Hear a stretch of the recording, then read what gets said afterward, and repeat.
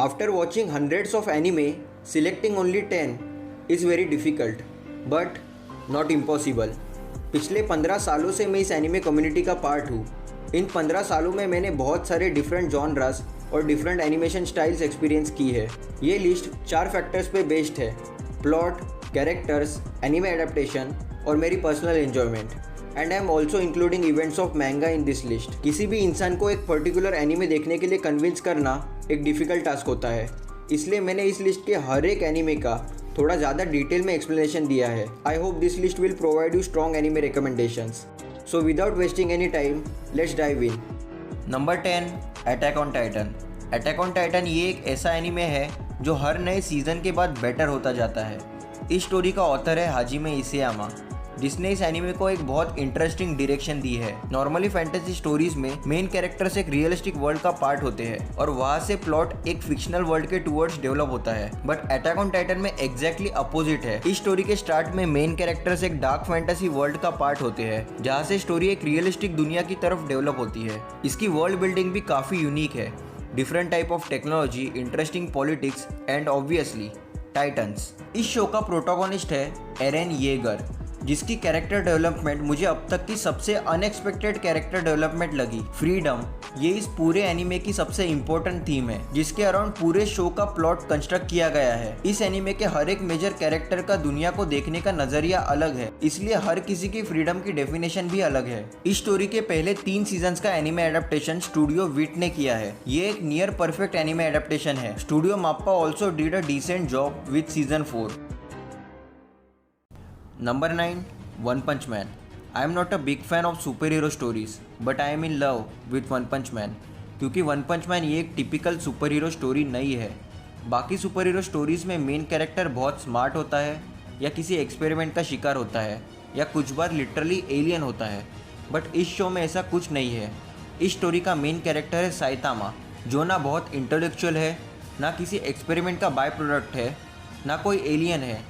वो बस एक ह्यूमन है जिसने अपनी सुपर पावर्स बस हार्डवर्क और कंसिस्टेंसी से अचीव की है। और साइतामा इतना स्ट्रॉन्ग है कि वो इस सीरीज़ के किसी भी विलन को वन पंच में हरा सकता है। वन पंच मैन ये एक एक्शन और कॉमेडी स्टोरी है, जिसमें हीरोज़ एंड मॉन्स्टर्स के बीच में बहुत सारी एपिक बैटल्स दिखाई है।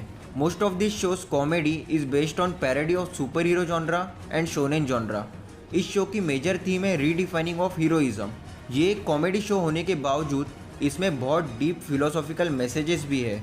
और अगर कैरेक्टर्स की बात करने जाए तो one punch man has the coolest cast of characters. Saitama is amazing as a main character, but बाकी के characters like Tatsumaki, King, Silver Fang, Atomic Samurai, Flashy Flash, Blast, Metal Bat are also outstanding. Fubuki और Mumen Rider जैसे side characters भी बहुत अच्छे हैं। इस series में एक बहुत इंटरेस्टिंग पावर सिस्टम भी दिखाई है, जो एक्चुअली कैरेक्टर ग्रोथ से कनेक्टेड है। And this show also features one of the greatest anime villains of all time, Hero Hunter Garou. और जहाँ तक एनिमेशन की बात है, one punch man has the best anime adaptation ever. Studio Madhouse did a fantastic job in it with stellar animation and perfect musical choices. This anime adaptation stands on top of others, but season 2 में studio जैसी staff ये same magic maintain नहीं कर पाया। So I will recommend that you should read manga after watching season 1. Author of this series is Yusuke Murata, who is monster when it comes to the artwork, and I cannot wait to watch more from this series. Number 8, Mob Psycho 100. Mob Psycho and One Punch Man are both created by same author, but I think Mob Psycho ये थोड़ी ज़्यादा relatable story होगी। इस story का main character है mob, जिसके पास naturally बहुत strong psychic powers होती है, जिनका यूज़ वो लोगों को इविल स्पिरिट से प्रोटेक्ट करने के लिए करता है। But on flip side of things, he's not good with his day-to-day life. Like he's not good in studies or he's not good with physical activities. Mob बस एक शाय इंट्रोवर्ट बच्चा है जिसके पास बस एक ही स्पेशलिटी है, वो है उसकी साइकिक पावर्स। मॉब की थिंकिंग ये इस शो की सबसे खास बात होगी। मॉब की ऐसी सोच है कि डिप्रेशन या एंजाइटी जैसे रियल लाइफ इश्यूज को हम सुपर पावर्स यूज करके सॉल्व नहीं कर सकते। अगर इन प्रॉब्लम्स को सॉल्व करना है तो हमें खुद के पर्सनैलिटी को डेवलप करना होगा। चेंज ये मॉब साइको की एक मेजर थीम है। इस स्टोरी में हमें मॉब को एक क्लम्सी इनसिक्योर बच्चे से एक कॉन्फिडेंट एडल्ट में ट्रांसफॉर्म होते हुए देखने मिलता है, विच इज़ रियली अमेजिंग। जैसे वन पंच मैन में कूलेस्ट कास्ट ऑफ कैरेक्टर्स है, वैसे मॉब साइको में most relatable cast of characters है। Teru, Onigawara, Ritsu, body improvement club, इन जैसे कैरेक्टर्स हम अपने डे टू डे लाइफ में देख सकते हैं। इस शो के कैरेक्टर्स का एक पर्टिकुलर कैरेक्टर आर्क होता है जिसमें से वो कुछ नया सीखते हैं। जैसे रेगन को सोसाइटी में खुद की प्लेस समझ आती है, टेरू को समझ आता है कि he is not the only special person in this world, और बॉस को समझ आता है कि सुपर पावर से हर एक रियल लाइफ इशू सॉल्व नहीं हो सकता। अगर एनिमेशन की बात करने जाए तो मॉब साइको का एनिमेशन एक स्टेरियोटिपिकल एनिमे से थोड़ा डिफरेंट है। आई थिंक स्टूडियो बोन्स ने इस शो को इंटेंशनली ऐसा बनाया है। Sometimes it looks really cartoonish and sometimes it looks really intense. ये एनिमे एडेप्टेशन ह्यूमन इमोशंस को बहुत अच्छी तरीके से पोर्ट्रे करता है। Fight scenes of this show are just gorgeous and I am really excited for final season of mob psycho. Number 7, Vinland saga. Vinland saga is a story of Vikings. ये एक character driven story है। Vikings की story होने के बावजूद ये एक action heavy show नहीं है। There are some jaw dropping fight scenes, but इस स्टोरी का मेन फोकस एक्शन नहीं है। Events of this story takes place in 11th century Europe. This anime is loosely based on real life history and Norse folklore. इसके main characters like Thorfinn, prince Canute, Thorkell भी real life में exist कर रहे थे। मकाटो युकिमुरा ये उसके incredible character writing के लिए फेमस है। सो इस स्टोरी में कुछ ग्रेट कैरेक्टर्स का होना ऑब्वियस है। कैरेक्टर डायनामिक्स और कैरेक्टर डेवलपमेंट ये इस शो के दो स्ट्रॉन्ग पॉइंट्स होंगे। Let's take an example of Thorfinn and Askeladd. Thorfinn इस एनिमे का मेन कैरेक्टर है and Askeladd is a villain of this story who killed Thorfinn's father Thors. But story में कुछ ऐसे इवेंट्स होते हैं जिसके बाद थॉरफिन एस्केलैड को फादर फिगर कंसिडर करने लगता है। इस टाइप के कैरेक्टर डायनामिक्स मुझे बहुत इंटरेस्टिंग लगते हैं। अगर कैरेक्टर डेवलपमेंट की बात करने जाए तो इस शो के मोस्ट ऑफ द कैरेक्टर्स दूसरे कैरेक्टर्स से इंस्पायर होकर डेवलप होते हैं। जैसे प्रिंस कनूट को स्टोरी के स्टार्ट में एक इनसिक्योर इंडिविजुअल दिखाया है जो आगे फादर विलाबैद और एस्केलैड इन दो डिफरेंट कैरेक्टर्स के इन्फ्लुएंस में आके एक टोटली डिफरेंट पर्सन बन जाता है। थॉरकेल जैसा वॉर लविंग वाइकिंग थॉर्स जैसे पीसफुल वाइकिंग से इंस्पायर्ड होकर डेवलप होता है। ऐसे देखा जाए तो एस्केलैड भी टू एन एक्सटेंट थॉर्स से इंस्पायर्ड होकर डेवलप होता है।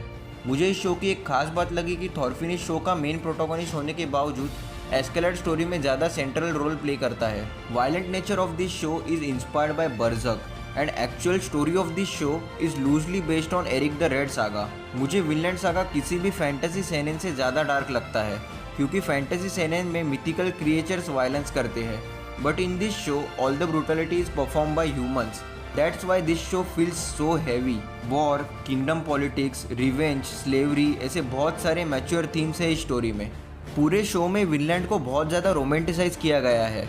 अगर जियोग्राफिकली देखा जाए तो Vinland is located somewhere in Canada. इस शो में बहुत डीप फिलोसॉफिकल कोट्स भी दिखाए हैं, जैसे a true warrior doesn't need a sword. इस कोट को बहुत सारे डिफरेंट पर्सपेक्टिव से देखा जा सकता है और हर बार इस कोट का एक डिफरेंट इंटरप्रिटेशन मिलेगा। There are 4 great stories in seinen genre: Berserk, Vagabond, Kingdom and Vinland Saga. इन चारों में से बर्जर्क और किंगडम के पास एक टेरिबल सीजी एनिमे एडेप्टेशन है और वैगाबॉन्ड को अब तक किसी भी स्टूडियो ने टच नहीं किया। इसलिए विनलैंड सागा के एनिमे एडेप्टेशन को लेके सारे फैंस परेशान थे, but studio Wits knocked it out of the park. Animation looks really beautiful. Just like attack on Titan, इस शो के फाइट्स भी बहुत वेल एनिमेटेड है। And remember one thing, season 1 is just a prologue. Best is yet to come. Number 6, monster. अगर anime series का कोई Oscar होता तो वो डेफिनेटली मॉन्स्टर को मिलता। मॉन्स्टर एक psychological and suspense thriller anime है। Main story of this show takes place in 1990s Germany. इस पॉइंट तक जर्मनी ने 3 मेजर हिस्टोरिकल इवेंट्स फेस किए थे: end of world war 2, construction of Berlin wall and destruction of Berlin wall. इन तीनों events के बाद जर्मनी की सोशल, पॉलिटिकल और इकोनॉमिकल कंडीशन बहुत बदल गई थी। मॉन्स्टर ये किसी एक कैरेक्टर की स्टोरी नहीं है, ये मल्टीपल कैरेक्टर्स की स्टोरी है जिनको सिचुएशन की वजह से दुनिया की डार्क साइड एक्सपीरियंस करने मिली। इस एनिमे का एनवायरनमेंट भी काफ़ी केओटिक है। Mafia bosses, corrupted police officers, prostitution, government भी छोटे बच्चों पे साइकोलॉजिकल एक्सपेरिमेंट्स परफॉर्म कर रही है। Also there are some people who are trying to recreate mentality of their late fuhrer. Doctor Tenma ये इस स्टोरी का मेन कैरेक्टर है, जो एक जापानीज न्यूरोसर्जन है। एक फेमस डॉक्टर होने के साथ ही टेनमा एक काइंड हार्टेड पर्सन भी होता है। उसकी ऐसी आइडियोलॉजी है कि all lives are worth equal. अगर इस स्टेटमेंट को रियलिस्टिक व्यू से देखा जाए तो इट्स नॉट ट्रू। एक अमीर इंसान और एक गरीब इंसान कभी भी इक्वल नहीं हो सकते, और टेनमा के इसी सोच की वजह से वो एक ही रात में सब कुछ खो देता है। उसकी पोजीशन, उसका करियर, उसकी फियांसे, सब कुछ एक ही रात में चला जाता है। बेसिकली ये स्टोरी किसी एक मॉन्स्टर की नहीं है, ये स्टोरी है हर किसी के अंदर के मॉन्स्टर की। कुछ लोग उनके मॉन्स्टर को बाहर आने से रोकते हैं, तो कुछ लोग उनके मॉन्स्टर का यूज़ दूसरे लोगों के अंदर के मॉन्स्टर्स को मैनिपुलेट करने के लिए करते हैं। चाहे इंसान कितना भी अच्छा क्यों ना हो, हर किसी के पास अपनी एक डार्क साइड होती है। World is not black and white, everything is in shades of grey. ये एक बहुत कैरेक्टर रिच स्टोरी है। इंस्पेक्टर लुंगे, एना, ग्रीमर, एवा, everyone is well written. Even side villains like Roberto are amazing. And this show has the greatest anime antagonist of all time. इस story का author है Naoki उरासावा, जो psychological thriller genre का king है। He knows how to create a perfect horror environment. मुझे इस शो की एक स्पेशल बात लगी कि पूरे शो में एक भी सुपर एलिमेंट नहीं है, फिर भी ऐसे कुछ सीन्स है जहाँ बहुत हॉरर वाइब्स फील होती है। वन पंच मैन की तरह इसका भी एनिमेशन किया है स्टूडियो मैडाउस ने। I think they did an amazing job. Madhouse just knows how to capture an essence of any story, and I will recommend to watch dub of this anime. Number 5, Gintama. Gintama is the best comedy anime ever. इस शो की comedy Japanese pop culture, otaku culture and दूसरे anime के parodies पे based है। Dragon Ball, Naruto, Bleach, One Piece, JoJo's बिज़ार Adventure, इन सारे anime के रेफरेंसेस इस शो में है। ये एक कॉमेडी स्टोरी होने के बावजूद इसमें एक स्ट्रॉन्ग प्लॉट भी है। This story takes place in Edo period of Japan, जो सामुराइज का पीरियड था। एक दिन अर्थ पे एलियंस का इन्वेजन होता है, तब सामुराइज उनके अगेंस्ट फाइट करते हैं। इस फाइट में एलियंस जीत जाते हैं और जापान की गवर्नमेंट इन एलियंस के अंडर आ जाती है। इस एनिमे की वर्ल्ड बिल्डिंग भी बहुत ज़्यादा इंटरेस्टिंग है। इस स्टोरी में 3 मेजर प्लेसेस दिखाई गई है, Kabukicho district, Yoshiwara and outer space. इस स्टोरी की टेक्नोलॉजी भी बहुत यूनिक है। एक तरफ samurais and ninjas old weapons use करते हैं जैसे शूरिकेन, कुनाई, स्वॉर्ड, तो दूसरी तरफ guns, rocket launchers, flying cars, space shuttles and literally Shonen Jump की मैगजीन इस वर्ल्ड में एग्जिस्ट कर रही है। इस सीरीज में कुछ मैच्योर टॉपिक्स भी दिखाए हैं, जैसे एक कंट्री का लीडर होना कितना डिफिकल्ट होता है, या एक पुलिस ऑफिसर की रिस्पॉन्सिबिलिटीज़ क्या होती है। नॉर्मली कोई भी शो कॉमेडी और सीरियस सीन्स के बीच में एक लाइन ड्रॉ करता है, बट गिंतामा में ये लाइन एग्जिस्ट नहीं करती। गिंतामा एक बहुत इंटेंस सीन से एक बहुत कॉमेडी सीन में ट्रांजिशन कर सकता है, और वही कॉमेडी सीन से एक बहुत सीरियस सीन में आ सकता है, और ये ट्रांजिशन कभी भी फोर्सफुल नहीं लगता। ये गिंतामा की स्पेशलिटी होगी। इस एनिमे का सबसे स्ट्रॉन्गेस्ट एस्पेक्ट होगा इसके कैरेक्टर्स। गिंतोकी साकाता इस एनिमे का मेन प्रोटोगोनिस्ट है, जो मेरा ऑल टाइम फेवरेट कैरेक्टर है। गिंतोकी से मैं लाइफ में बहुत कुछ सीख पाया हूँ, but other characters like Shinpachi, Kagura, Katsura, Shinsengumi, Hasegawa और also well written. Takasugi, Kamui और होसेन जैसे कुछ कूल विलन्स भी है इस शो में। एंड इस सीरीज़ का ऑथर हिडेकी सोराची, ये खुद इस शो का एक कैनन कैरेक्टर है। सारे कैरेक्टर्स की एक खुद की फिलोसॉफी दिखाई है, and Gintama fans are emotionally attached to this characters, which is really great. Studio Sunrise ने गिंतामा के मैंगा का एक फेथफुल एडेप्टेशन किया है। All fourth wall breaking movements and intense fight scenes are beautifully animated. Even इस show के openings और endings भी बहुत अच्छे हैं। And all 3 Gintama movies are some of the greatest anime movies of all time. Number 4, JoJo's बिज़ार adventure. JoJo's बिज़ार adventure is truly different from other anime. There are 8 parts of this show, और हर part में हमें नए main characters और एक नई story देखने मिलती है। इस स्टोरी का ऑथर है हिरोहिको अराकी, जो एक जीनियस है। अराकी स्टोरी को फ्रेश रखने के लिए हर पार्ट में एक नया जोजो और एक नया जॉनरा इंट्रोड्यूस करता है। Part 1 is a Gothic horror. Part 2 की सेटिंग एक स्टैंडर्ड शोनेन जैसी है। पार्ट 3 ये एक एडवेंचर स्टोरी है। Part 4 is a slice of life. Part 5 is based on gangster genre. Part 6 is a prison break, and part 7 is based on western genre. हर part ने खुद की यूनिकनेस मेंटेन की है। नॉर्मली एडवेंचर स्टोरीज़ में main characters एक fantasy world को explore करते हैं, बट इस शो में मेन कैरेक्टर्स को रियल वर्ल्ड को एक्सप्लोर करते हुए दिखाया है। जैसे पार्ट 3 के कैरेक्टर्स कुछ ईस्टर्न कंट्रीज़ को एक्सप्लोर करते हैं। पार्ट 4 में जापान के एक छोटे से टाउन को एक्सप्लोर किया जाता है, and events of part 5 takes place in Italy. बाकी शोनेन की तरह इस शो का भी स्ट्रॉन्ग पॉइंट है इसके characters. Every JoJo has a different personality than previous one. For example, Jonathan को एक जेंटलमैन कैरेक्टर दिखाया है, तो दूसरी तरफ जोसेफ को एक ट्रिकस्टर दिखाया है, और पार्ट 3 का जोटारो ये एक बैडएस कैरेक्टर है। इन तीनों जोजोस की पर्सनैलिटी टोटली अपोजिट है। इस शो में बहुत सारे विलन्स हैं जिनकी पर्सनैलिटीज बहुत यूनिक दिखाई है। जैसे डीओ एक करिश्मेटिक सुपर विलन है, कीरा एक साइकोपैथ है और फनी वैलेंटाइन यूनाइटेड स्टेट्स का प्रेसिडेंट है। एंड इन विलन्स के फिलोसॉफी और थिंकिंग को फिजिक्स के साथ कनेक्ट किया है, विच इज़ रियली इंटरेस्टिंग। इस एनिमे के सारे कैरेक्टर्स पॉप कल्चर, फैशन और आर्ट से इंस्पायर्ड है and side characters of each part are just amazing. Power system and fights, these two factors make JoJo's different from other shonen series. Stands, ये Jojo's की main power system है। किसी भी character के soul के physical manifestation को stands कहते हैं, इसलिए कैरेक्टर्स के स्टैंड्स उनके पर्सनैलिटीज पे बेस्ड होते हैं। जोजोस की most of the fights physical से ज़्यादा इंटेलेक्चुअल होती है। इस शो में फाइट्स वही जीतता है जो उसके अपोनेंट्स को आउटस्मार्ट कर पाता है। स्टैंड्स का इन फाइट्स में बहुत क्रिएटिव वे में यूज किया गया है। स्पिन और हार्मोन, ये दो एक्स्ट्रा पावर सिस्टम्स है जो इसके स्टैंड बैटल्स को और ज़्यादा इंटरेस्टिंग बनाती है। इस मैंगा के यूनिक नेचर के वजह से इस सीरीज को इनएडेप्टेबल बोला जाता था, but David production brought this series to life. Animation, sound, voice acting, everything is just perfect and I cannot wait for part 6 anime adaptation. Number 3, One Piece. One Piece एक ऐसा एनिमे है which has it all. Great story, amazing characters, beautiful art style, philosophical depth, emotional weight and many real life issues like war, racism, corruption, prostitution. Most of the shonen action centric होते हैं, but one piece का main focus है adventure. एक adventure story का सबसे important factor होता है world building and Eiichiro Oda is a monster when it comes to the world building. Oda ने इस स्टोरी के लिए एक टोटली डिफरेंट वर्ल्ड कंस्ट्रक्ट किया है। इस प्लेनेट के हर एक आइलैंड की वर्ल्ड बिल्डिंग डिफरेंट है। कुछ आइलैंड्स की सेटिंग टोटल फैंटेसी है, जैसे स्काइपिया, होलकेक आइलैंड, फिशमैन आइलैंड। तो कुछ आइलैंड्स रियल लाइफ प्लेसेस से इंस्पायर्ड है, जैसे ड्रेस रोजा स्पेन से इंस्पायर्ड है या वाटर 7 इटली से इंस्पायर्ड है। Every island has a different setting, different politics, different weather patterns and sometimes different races. इस प्लेनेट पे ह्यूमंस, फिशमैन, जायंट्स, ड्वार्फ्स, इन जैसे डिफरेंट रेसेस एक ही टाइम पे एग्जिस्ट कर रहे हैं। इनके साथ ही dinosaurs, sea monsters, dragons, gigantic creatures भी यहाँ एग्जिस्ट कर रहे हैं। Media, newspapers, communication, currency, bounty posters, इन जैसी माइनर चीज़ों को भी बहुत डिटेल में दिखाया है। This world has strong politics and rich history. Some historical events of this story are loosely based on real life history.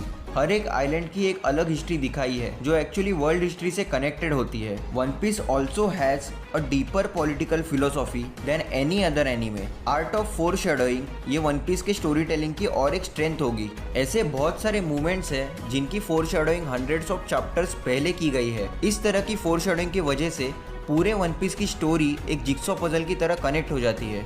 Strong world building के साथ ही इस शो की कास्ट ऑफ द कैरेक्टर्स भी बहुत अमेजिंग है। Luffy, Zoro, Sanji, Usopp and Nami are outstanding main characters. One piece की एक स्पेशलिटी होगी कि इस शो का हर एक छोटे से छोटा कैरेक्टर भी स्टोरी में इंपॉर्टेंट रोल प्ले करता है। शैंक्स, मीहॉक, वाइट बियर्ड, रॉजर, इन जैसे कैरेक्टर्स की पर्सनैलिटी इतनी स्ट्रॉन्ग दिखाई है कि जब इन कैरेक्टर्स का स्टोरी में इंट्रोडक्शन होता है तब बस उनके प्रेजेंस से ही पता चल जाता है कि ये कैरेक्टर्स कितने लेजेंडरी है। ब्लैक बियर्ड, काइडो और अकाइनू, इन जैसे कुछ लेजेंडरी विलन्स भी है इस स्टोरी में। This story has some of the most emotional character flashbacks of all time. Emotional weight is one of the strongest aspect of this show. Devil fruits, haki, swords, ऐसी बहुत सारी powers का use fights में किया जाता है। Devil fruits ऐसे fruits होते हैं जो खाने के बाद आइस, फायर, रबर, इन जैसी सुपर पावर्स मिल जाती है। And haki is basically energy of soul. One piece is not an action centric anime but still there are some outstanding fight scenes. Toei Animation did a really sloppy job in terms of anime adaptation. I think One Piece के पहले 900 episodes animation wise थोड़े weak है, but manga of One Piece is really consistent. Unique character designs and detailed background artwork, ये इस manga की दो major strengths है. Right now anime is flexing with its Wano arc, but still मुझे लगता है कि manga ये better way है One Piece के पूरे story को experience करने का. And also Netflix is producing live action series of One Piece, and I am looking forward to experience it. Number 2, Hunter Hunter. Hunter Hunter is a deconstruction of a shonen genre, इसलिए shonen logic इस show में काम नहीं करता। इस anime का almost हर एक character उसका शोनेन स्टीरियोटाइप ब्रेक करता है। गॉन, किलवा, कुरापिका और लेओरियो, ये इस स्टोरी के 4 मेन कैरेक्टर्स हैं जो सेंट्रल प्रोटोगोनिस्ट का रोल स्विच करते रहते हैं। फॉर एग्जाम्पल हंटर एग्जाम का मेन प्रोटोगोनिस्ट गॉन था। योकन्यू सिटी में कुरापिका सेंट्रल रोल प्ले करता है और चेयरमैन इलेक्शन आर्क में किलवा पे मेन फोकस था। इस शो का सबसे स्ट्रॉन्ग पॉइंट होगा इसकी कैरेक्टर डेवलपमेंट। इस एनिमे के कैरेक्टर्स को बहुत इंटेंस मेंटल और फिजिकल ब्रेकडाउन से गुजरना पड़ता है, फिर जाके उनका कैरेक्टर मैच्योर होता है। इस सीरीज में बहुत सारे कैरेक्टर्स होने के बावजूद हर एक कैरेक्टर को डेवलप किया गया है। विलन्स, ये हंटर की एक स्पेशलिटी होगी, because every villain breaks that shonen stereotype. Hisoka, Illumi, Lucifer, Meruem, इन जैसे मेन विलन्स को स्ट्रॉन्ग थिंकिंग और यूनिक पर्सनैलिटी दी गई है। इसलिए बहुत बार मैं खुद कंफ्यूज हो जाता हूँ कि इस स्टोरी का विलन कौन है और हीरो कौन है। This is called amazing character writing. Yoshihiro Togashi cemented his place as a great character author with his previous work Yu Yu Hakusho, but hunter में अच्छे कैरेक्टर्स के साथ इनक्रेडिबल स्टोरी टेलिंग भी है। जोजोस बिजार एडवेंचर की तरह ये show भी नए आर्क्स के साथ एक नया जॉनरा इंट्रोड्यूस करता है। For example, Greed Island is an isekai genre और काइमेरा एंड्स सेनेन डेमोग्राफिक के अंडर आता है। One piece will always remain king of the world building, but there's absolutely no shame in being second to that. इस story में एक बहुत अलग world दिखाया है। Tournament arenas, abandon cities, trick towers, isekai video games, dark forest और इन places को एक्सप्लोर करने के लिए डिफरेंट टाइप्स ऑफ हंटर्स होते हैं, जैसे sea hunters, botanical hunters, poison hunters, crime hunters. Politics भी इस स्टोरी में मेजर रोल प्ले करता है। इस सीरीज के पहले 147 एपिसोड्स में बस ह्यूमन वर्ल्ड को बिल्ड किया है, which is just a tiny fraction of even bigger world. There are so many different creatures, treasures and powers outside of human world. इस स्टोरी की सबसे मेजर थीम है ह्यूमैनिटी वर्सेस नेचर। नॉर्मली इस type के stories में ऐसे दिखाया जाता है कि humanity is destroying nature, but इस शो में it's reverse. Nature is far superior than humans and there is no chance of survival against it. Nen इस एनिमे की पावर सिस्टम है जो बहुत कॉम्प्लेक्स और इंटरेस्टिंग है। इस पावर सिस्टम को 6 डिफरेंट कैटेगरीज में डिवाइड किया है और हर एक कैटेगरी के अलग रूल्स होते हैं। इस शो की फाइट्स में नैन का यूज बहुत क्रिएटिव वेज में किया गया है। ऑलमोस्ट सारी फाइट स्ट्रेटेजिकल और साइकोलॉजिकल होती है। ये इस लिस्ट का तीसरा एनिमे है जिसका एडेप्टेशन स्टूडियो मैडहाउस ने किया है। इस मैंगा को अडेप्ट करना एक बहुत डिफिकल्ट टास्क था, but as always Madhouse did an amazing job with its animation and soundtracks, and I am really hype for Dark Continent arc of this story. Number 1, Berserk. I am not talking about CG Berserk anime. I am talking about original 1997 Berserk. मुझे पता है कि Berserk की मैंगा इसके anime adaptation से बहुत ज़्यादा better है, but this show does a better job of promoting it's source material. इस एनिमे का एडेप्टेशन किया है स्टूडियो OLM ने, which is famous for Pokemon and yokai watch. ये एनिमे पुराना होने के बावजूद इसका एनिमेशन और साउंड ट्रैक काफ़ी अच्छा है। बर्जक ये एक डार्क फैंटेसी स्टोरी है। Fist of the North Star, Devil Man और लॉर्ड ऑफ द रिंग्स, इन तीनों स्टोरी से इंस्पिरेशन लेके किंतारो मिउरा ने बर्जक क्रिएट किया है। नॉर्मली कोई भी हिस्टोरिकल सेनेन मैंगा एक पर्टिकुलर कंट्री के कल्चर, माइथोलॉजी और ओवरऑल हिस्ट्री पे बेस्ड होती है, बट बर्जक में ऐसा नहीं है। बर्जक ने दुनिया की डिफरेंट कंट्रीज़ के हिस्टोरिकल इवेंट्स को एक फिक्शनल स्टोरी में कन्वर्ट किया है। फॉर एग्जांपल, इस स्टोरी का स्टार्ट होता है 100 ईयर्स वॉर के साथ, जो एक एक्चुअल हिस्टोरिकल इवेंट है। 14 से 15 सेंचुरी तक फ्रांस और इंग्लैंड के बीच बहुत सारे कॉन्फ्लिक्ट्स हुए। इन सीरीज ऑफ कॉन्फ्लिक्ट्स को 100 ईयर वॉर कहा जाता है। इस वॉर में इंग्लैंड की जीत होती है। बर्जक के स्टोरी में ये 100 ईयर वॉर मिडलैंड और चडर इन दो फिक्शनल कंट्रीज़ के बीच होता है, और मिडलैंड इस वॉर में जीत जाता है, जो क्लियरली इंग्लैंड से इंस्पायर्ड है।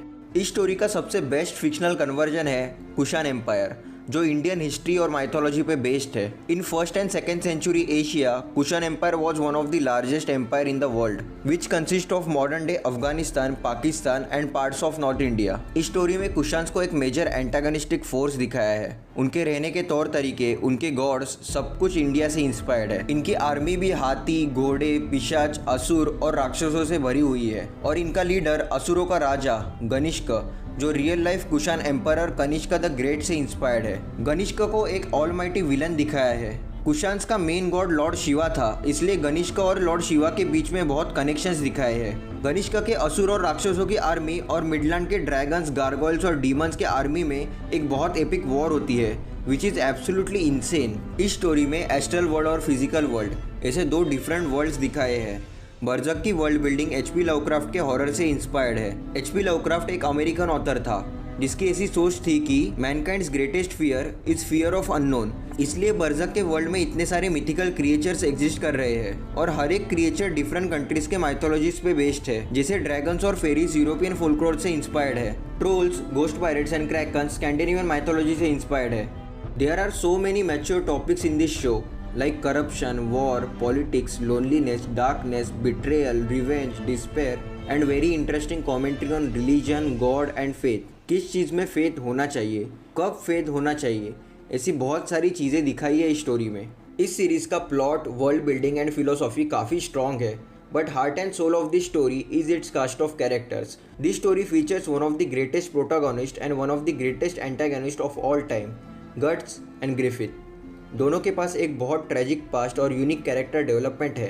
एक विलन होने के बावजूद ग्रिफिथ को बहुत प्योर और एंजेलिक प्रेजेंस दिया है। And on other hand guts इस स्टोरी का मेन कैरेक्टर है, जिसे काफी rough, broken and demonic presence दिया है। स्टोरी के स्टार्ट में गट्स को एक एंग्री वाइल्ड एनिमल जैसा दिखाया है, बट जैसे स्टोरी प्रोग्रेस होती है वैसे गट्स एक काम ह्यूमन में ट्रांसफॉर्म होता है। इस सीरीज की कैरेक्टर राइटिंग बहुत कॉम्प्लेक्स है। फॉर एग्जाम्पल करंट स्टोरी में ग्रिफिथ ने एक नया किंगडम क्रिएट किया है जिसका नाम है फाल्कोनिया। इस किंगडम में डीमंस और ह्यूमंस एक ही छत के नीचे पीसफुली रहते हैं। बट ये किंगडम क्रिएट करने से पहले ग्रिफिथ ने लाइफ में ऐसी बहुत बुरी चीज़ें की है जिनके लिए वो डेथ डिजर्व करता है। बट स्टोरी के इस पॉइंट पे अगर किसी ने ग्रिफिथ को उसके पास्ट के वजह से मार दिया तो ये परफेक्ट सोसाइटी डिस्ट्रॉय हो जाएगी और फिर एक बार वॉर शुरू हो जाएंगी। जैसे वन पीस उसके कॉम्प्लेक्स वर्ल्ड बिल्डिंग के लिए जाना जाता है, वैसे बर्जक उसके कॉम्प्लेक्स कैरेक्टर बिल्डिंग के लिए जाना जाता है। Every single side character of this story is well developed. Skull knight जैसे मिस्टीरियस कैरेक्टर्स भी काफ़ी इंटरेस्टिंग है। बर्जक में एक बहुत strong cast of female characters है। कास्का इस स्टोरी की मेन कैरेक्टर है जो one of the best written female character है, और Farnese one of the best developed side character है। शिरके मेन कैरेक्टर्स के ग्रुप की एक स्ट्रॉन्ग विजार्ड है और उसका मैजिक हर्मेटिक मैजिक से इंस्पायर्ड है। Now let's talk about villains. God hands इस स्टोरी के मेन विलन्स है, बट बाकी विलन्स भी काफ़ी वेल रिटर्न है। इस स्टोरी के हर एक विलन को एक अलग पर्सनैलिटी दी गई है। जैसे ग्रिफिथ एक करिज्मेटिक विलन है, वॉइड एक शेडी मास्टरमाइंड है, गनिश का एक ऑलमाइटी किंग है और फादर मॉजगस एक इंक्विजिटर है। And all generals of band of falcons like Zodd, sir Locus, Irvine, Grunbeld, Rakshas are loyal, dedicated and outstanding side villains. Original anime adaptation of Berserk is great, but it ends on cliffhanger. इसलिए बर्जक को experience करने का सबसे best way है उसकी manga. And believe me, no one draws like Kintaro Miura. Violence, romance, great infrastructure, demonic creature, human emotions. He can draw literally everything in a best way possible. Berserk की complex, unprecedented और horrifying art style दो famous Dutch painters के art style से inspired है, Escher and Bosch. और Berserk का sexually violent nature Japanese artist Ukiyo और Swiss artist Giger के आर्ट स्टाइल से इंस्पायर्ड है। All modern anime like Demon Slayer, Bleach, Attack on Titan, Vinland Saga are inspired by Berserk. Dark soul जैसा famous game भी इस story से inspired है। My anime list पे सबसे हाईएस्ट रेटेड मैंगा भी बर्जक है, बट हर एक सक्सेस स्टोरी की एंडिंग हैप्पी नहीं होती। On May 6, 2021, author of Berserk doctor Kentaro Miura passed away. He is not with us today, but he left an amazing legacy behind, which will never be forgotten by his fans. I will make more Berserk videos in future, but for now, I can say only one thing. Thank you so much Kintaro Miura. Thank you for giving us this outstanding story.